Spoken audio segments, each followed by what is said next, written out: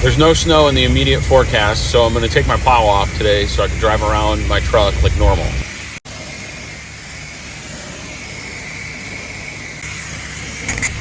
We're going to get the first layer of salt off at the car wash, just to keep the shop nice and clean.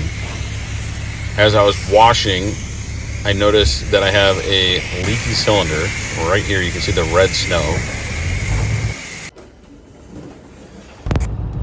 Got to move some trucks out of the way so that way there's nothing getting blocked in when I drop the plow. The Boss plows are so nice. You just put them in float, click once, click twice, flip the switch.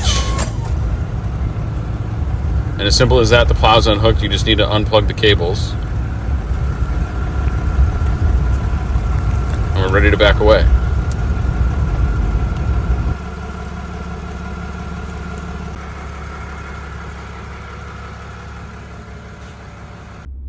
I have to remember to flip my parking sensors back on so I don't ram into something.